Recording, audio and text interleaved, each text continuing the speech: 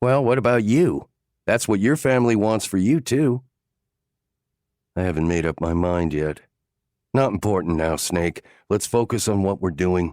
Snake looked down at Aelith's body, felt cold grip his guts, and the rising bile again. He whispered, I wish you hadn't died, Aelith. Dante's hands fisted, his patience nearly at its end.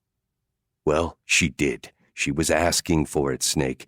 She came on to you with all the gaming lingo. She did that, not you. Think of it this way. At least she went out happy. She'll be young forever.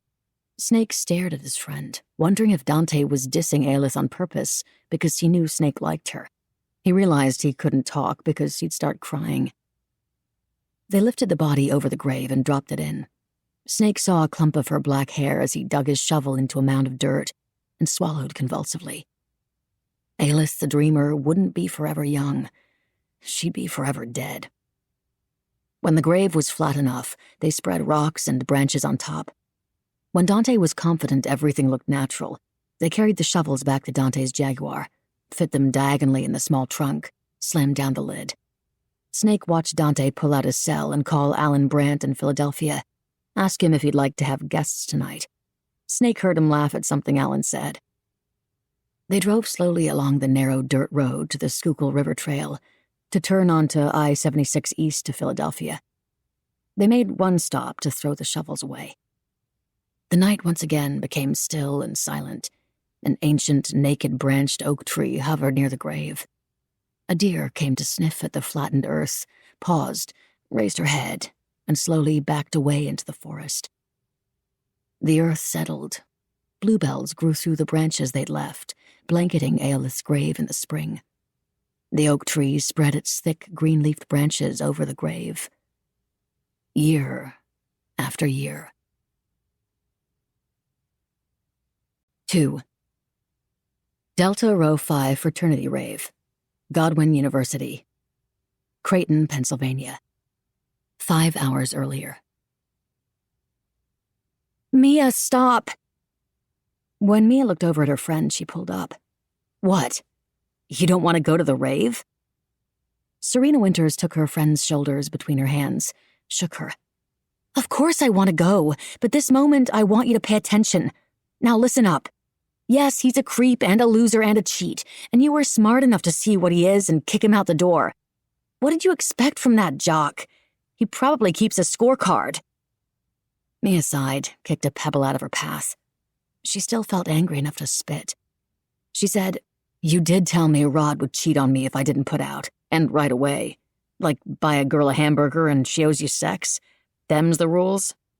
I heard some of these frat boys keep their scorecards posted in the common room. Serena said matter-of-factly, Some of the girls in our dorm collect guys too. Keep count. They just don't advertise it as loudly. Look, Mia, it'd have been worse if you'd slept with him. So that's something you don't have to feel mad about. Mad? After how he'd treated her? Mia wanted to kick him in his crotch until her knee hurt, then use her other knee. Mia said, Doesn't it ever worry you that Tommy Maitland's a jock? And not just any jock. The starting quarterback? Yeah, he is. But Tommy's one of a kind, you know that. Of course I wondered about him at first, but it didn't take me long to realize his head's on straight. Of course he thinks about sex a lot. He has to since he's a guy and it's hardwired. But he isn't out to score all the sex he can get in 4 years. He wants to be an FBI agent like his dad, a bigwig in Washington. So Tommy knows he's got to be disciplined, take all his decisions seriously. And he's been raised right, he and his 3 brothers. Tommy tells me his old man is tougher than any of them. He says the only one tougher is his mom. Mia looked at her best friend, grinning at her from ear to ear, her beautiful hair all twisted up on top of her head to make her look taller, she said. Serena was a dynamo, full of energy, always ready for almost anything. Not to mention she was a knockout with her black hair, white skin, and blue eyes. Black Irish, Serena claimed. Mia splayed her hands. All right, I give up. Tommy's a frickin' saint, and unlike me, you lucked out. Serena wiggled her eyebrows, whispered, I wish he'd come with us tonight to this rave. But his mom had her appendix out yesterday. He and his brothers all zipped back to Washington to hold her hand. They say it's a good sign when a son really loves